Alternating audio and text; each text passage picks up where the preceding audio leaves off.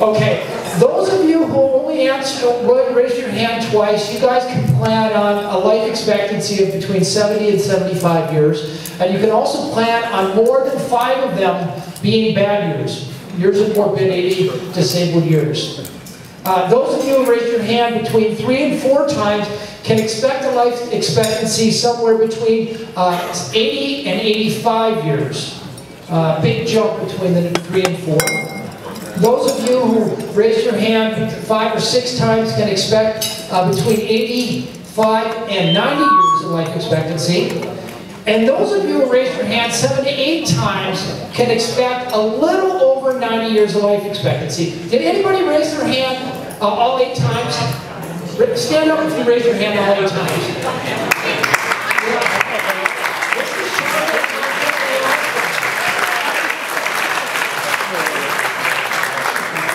You guys can leave. I don't know everything to teach you. The rest of you, however, take your notebooks out and your pens. Okay.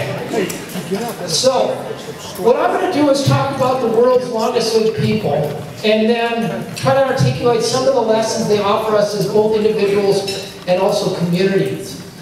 Something called the Danish twin study established that only about 80% of how long the average person lives is dictated by genes. The other 80% is dictated by lifestyle and environment.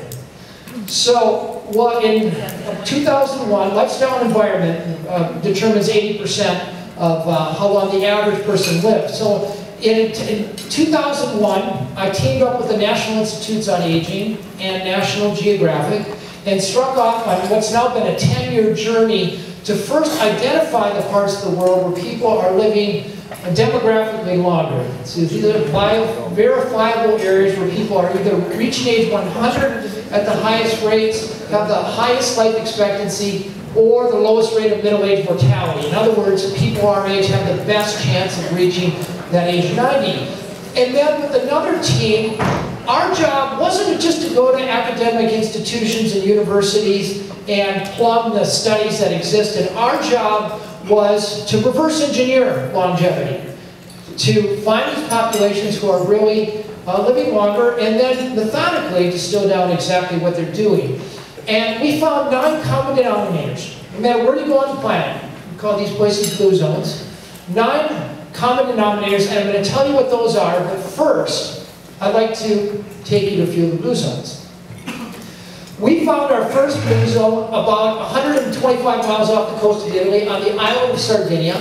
Not the entire island, but just the highlands, an area known as the Nuoro province. Austere, rocky, sun-beaten cluster of 14 villages, 42,000 people. And here you have the longest lived men on the planet. More male centenarians here than any place else in the world. Places where guys, 102 still ride their bike to work. At 104, they're still chopping wood. And at 106, they can beat a guy 65 years younger than him. And that, coincidentally or incidentally, is after starting his day with a tumbler of red wine. At 7 in the morning.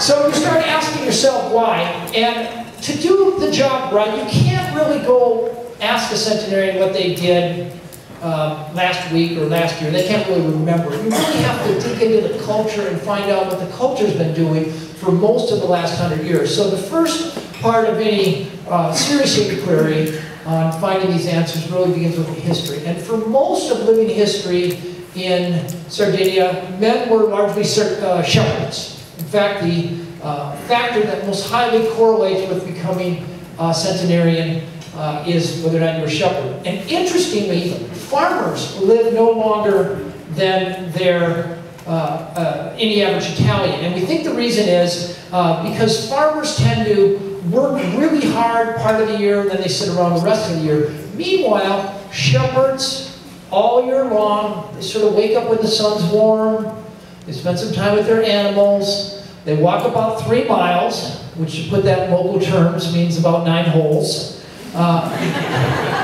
They have lunch, they take a nap, And then they have some wine with their friends. Regular, low-intensity physical activity, we figure maybe 5 miles of walking a day. They came up with a really special diet. Because they had to travel sometimes weeks at a time without refrigeration, they came up with a type of bread made of durum wheat, which is interesting because that's the same kind of wheat we use to make our whole wheat pastas out of, not our breads, but it'll last for weeks. It's called Nota de Musica, a type of cheese made from grass-fed sheep called Pecorino Sardo. You can buy that at most grocery stores even around here. Very high omega-3 fatty acids. And then, most interestingly, a type of wine that has the highest level of polyphenols in the world, homemade, nothing like dirty boots to add terroir and propane. But you know, one of the beauties of working with National Geographic is they give you a budget. They give you 9 months to thoroughly research a story. And we were able to have this wine actually tested against other wines in the world, and it had 3 times the levels of antioxidants of any other known wine in the world. And Sardinians, they make liberal application of this herb medicine. A little bit in the morning for coffee break, a little bit at lunch, and then a little bit in the afternoon with friends, usually with a meal. They mostly a plant-based diet. They've traditionally grown most of their own food. And by the way, I'll tell you, I really struck off on this, kind of hell-bent on discovering that vegans live the longest, but actually these Sardinians were big pork lovers. They love their swine. And you know, an ideal Sardinian meal begins with some fried pig skin, and then you move on to some roasted pork, and then you finish with a dessert of prosciutto wrapped melon.